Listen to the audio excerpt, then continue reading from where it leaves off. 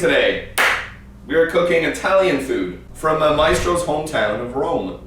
We're gonna be making an Italian kind of, I don't know if you, it's like a street food snack called Saltimbocca alla Romana. It's basically veal, prosciutto, and sage.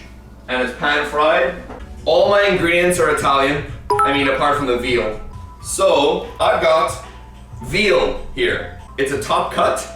It's a little tough. So, we are going to be giving it a little bit of love.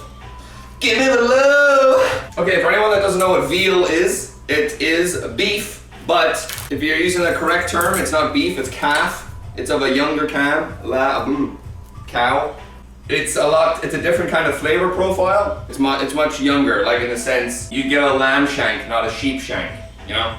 Okay, and now we're gonna give it a little bit of tough love. This is a mallet of sorts. I wanna bang it to about, like probably half of what it is now. Beat the meat. The thing is, I don't wanna hit it out too thin, because if you do that, when it's frying, it's gonna cook too quickly and be too tough. Custard beats his meat on camera for hundreds to see. Yo, how did you know the title of my next video, bro? Oh, the reason I'm putting saran wrap on it is because it makes it easier to spread. And if you hit something like meat with a mallet, sometimes a little bit will shoot off. So it also just makes it easier on you. Okie dokie, artichoke. Yeah, that looks like about a quarter inch to me. Season as we go along. Just a bit of salt. See, I'm not going too heavy on the salt, as you can tell, because there's an ingredient I'm putting on next that is very, very, very, very salty.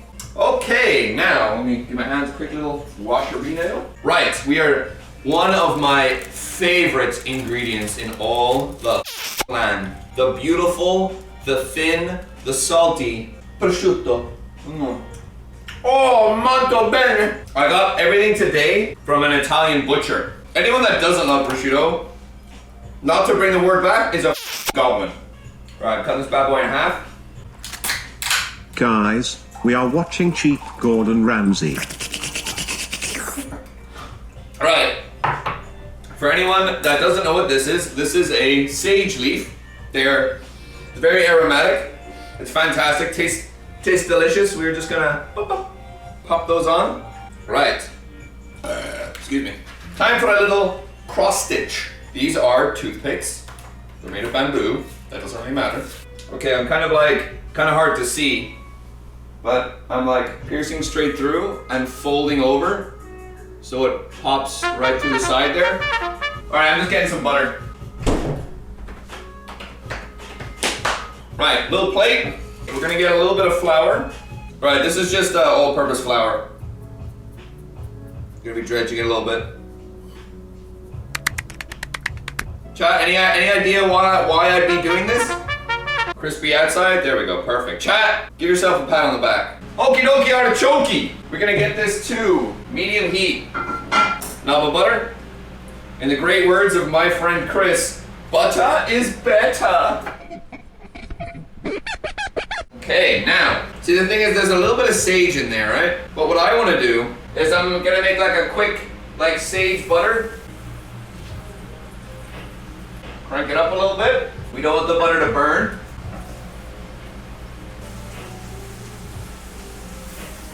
Okay, this motherfucker took me 30 minutes in a liquor store trying to fucking find. For this dish, you need a dry white.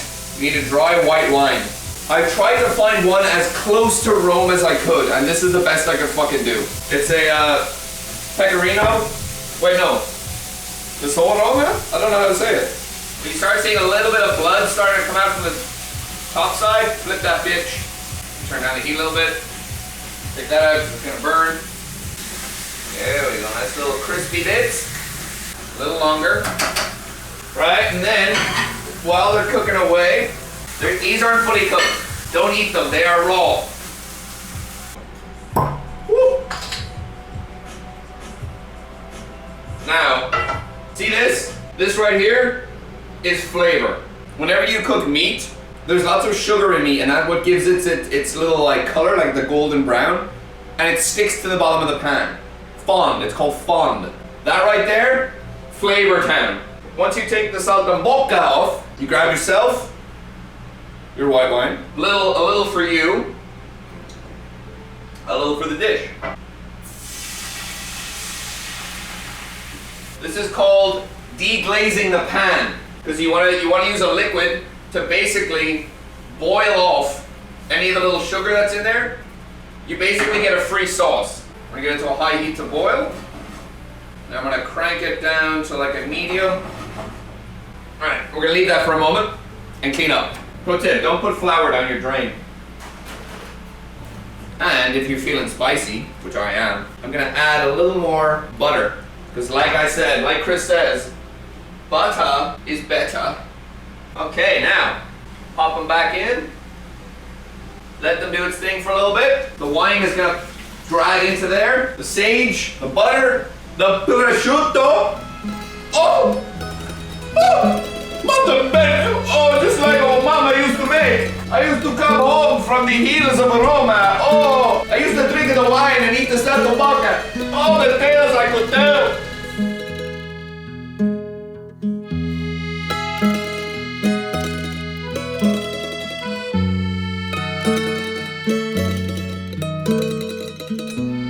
Okay, that's it. No fancy, we don't need any kind of fancy presentation, because this is like a Roman snack, like a street food. If anything, they'd be eating this on a fucking stick or just walking around probably.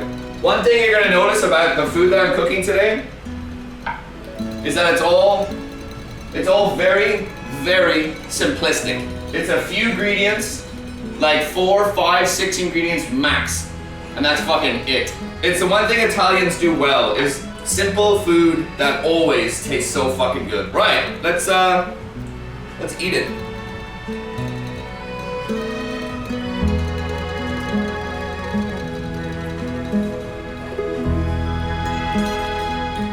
Okie dokie artichokes. We are gonna start by making a very, very classic Italian dish, carbonara. Everyone loves carbonara, but you can't have carbonara without pasta. Right, this is all-purpose flour. And before anyone bitches and moans, don't you worry, I know what I'm doing. 100 grams of all-purpose, and then semolina. And this is what makes pasta pasta. Right, 100 grams of semolina. It's semolino, is it? Oh, I'm saying semolina, that's fucking semola. Pop that onto your dry surface, and then with your fingies, like you do it to Chat's mom, make a deep well, like straight down to the bottom. All right, grab yourself some eggs. So usually it's about 100 grams of flour to 1 egg. So there's 200 grams in here. Do the math. Grab yourself a fork, pinch of salt, some olive oil. Come on, come on. Grab your fork.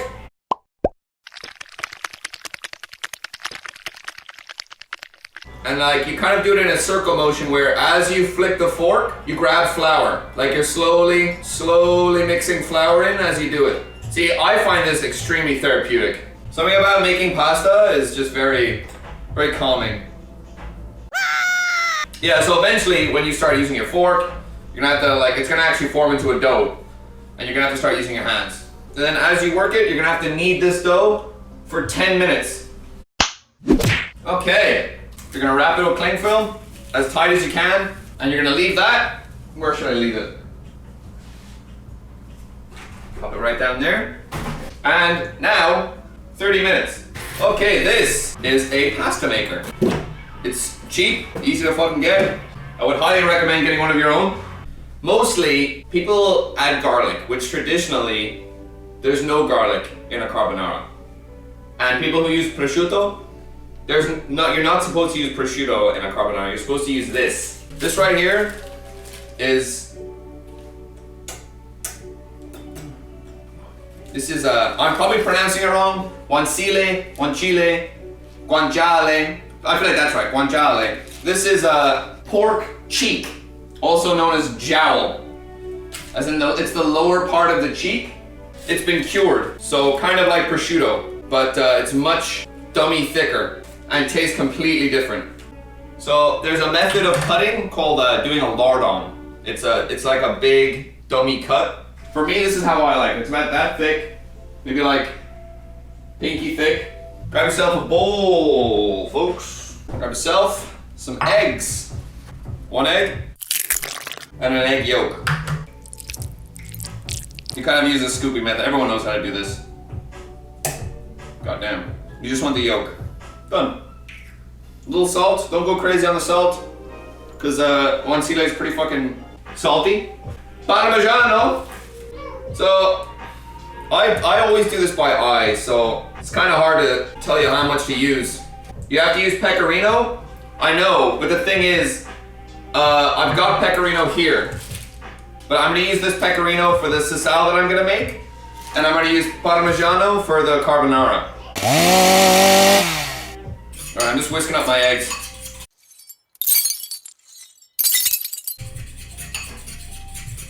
Righterino! Let's pop this bad boy on.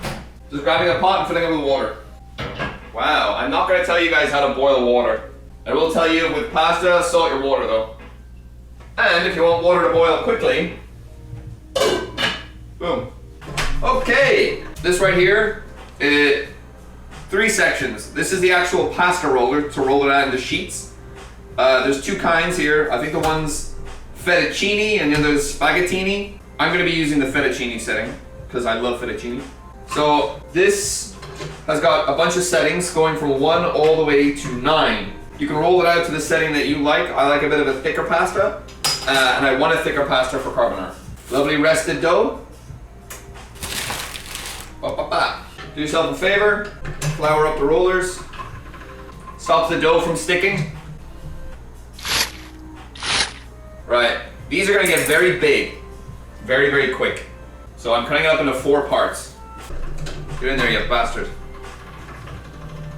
And you're gonna slowly start cranking up the settings to get it thinner and thinner.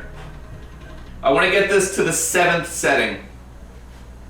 See what I mean about it getting fucking huge?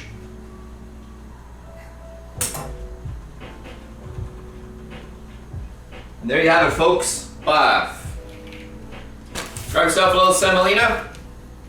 And the reason I'm tossing it with a bit of flour is to stop it from sticking to each other. Put the camera on the roller. Come with me. Right. This pan is stone cold. Stone cold Steve Austin. You want to get a cold pan? So usually, whenever you're frying meat, you want to put it into a hot pan because you want to crystallize the sugar. But what I want to do is I want to put it in a cold pan so it draws out all the fat really slowly, and then you use that fat to fry everything else. See all this? The fact that instead of like making it nice and crispy, all this fat is forming on the sides, and now it's using its own fat to get crispy. And that, in the words of Guy Fieri, is flavor time. All right, these boys looking crispy. All right, I'm gonna take off a little bit of this fat. Just a little too much. Okay, crank that off a little bit. Okay, we're gonna use about just a handful, because it's just for me. Make sure when you drop the pasta in, that you move it very quickly. Not like splash the water around like you're drowning, but it prevents the pasta from sticking. Because it will, if you put it in while it's hot, it'll... Jesus Christ. My fire alarm! Fuck! Ah! We're good. Oh, it's just because of the battery. We're good. Well, now that I'm wide awake, it's because I didn't have the fucking extractor on like an idiot. Fresh pasta only takes about 6 minutes to cook fully, but we don't want it to cook fully. We want it about 3 minutes, because we're going to be cooking it in the pan. Shut up. Right.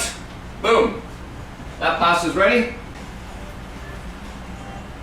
Drain off the pasta. Keep a little bit of the water. Pop it in. Toss it in the fat. No, this is no heat. You've got to move super quick, because the only thing that's heating the pan is the residual heat.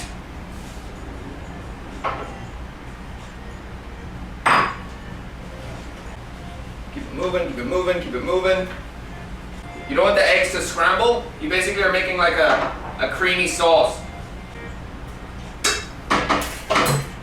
Oh, fuck.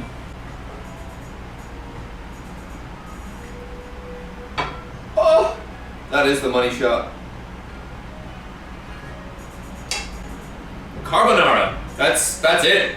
Nothing else. You could, if you wanted, grate some cheese on top, which I will because, let's be honest, Chad, needs more cheese. There we go.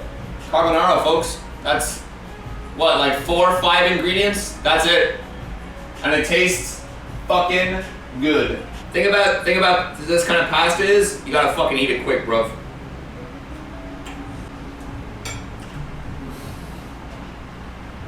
You guys have no idea how good this guanciale is.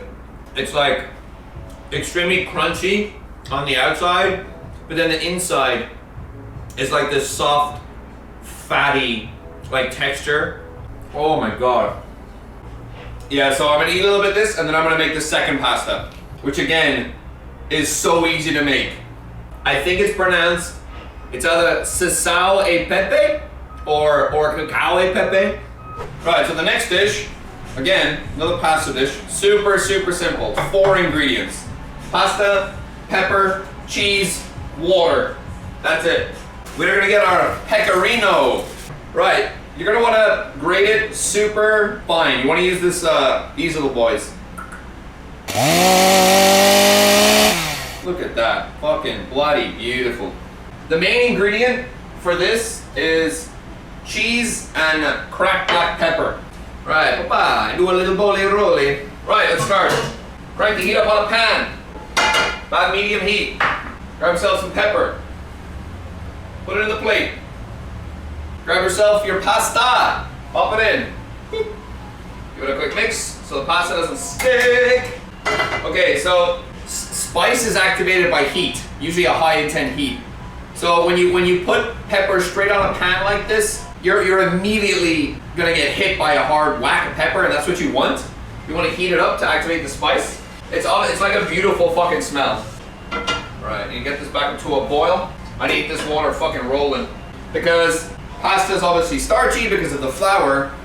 It's kind of is like a natural thickening agent. It's why in a lot of Italian recipes you add a bit of pasta water to like either thin it out or like to make it thicker. So we're gonna be using the pasta water to make a kind of sauce. But what we're also gonna do, you're gonna take this is our pecorino cheese, you're gonna ladle it in, just a little bit.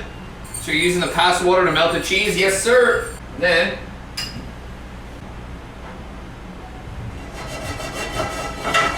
make sure the pasta's nearly done. And again, it takes about 6 minutes for fresh pasta to cook, somewhere around there. But we don't want it fully cooked. We kind of want this like al dente. Nearly there. All right, drain your water, but not all of it. Cut the heat.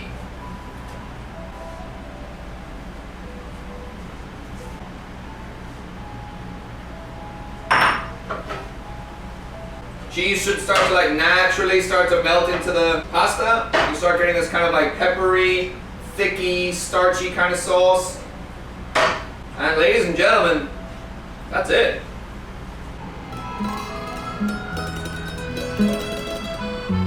The salt, lining of pepper. That's it. It's one of the most Roman, simple, classic 4 ingredients. The meals are cooked today. They'll give you a fat ass, I'll tell you that much. Oh. Oh. That's it for today. That's Maestro's World of Rome. Alright, chat. Let's raise our drinks. Whatever you've got. Here's to, here's the astronauts, Salvador Dali, and thick thighs.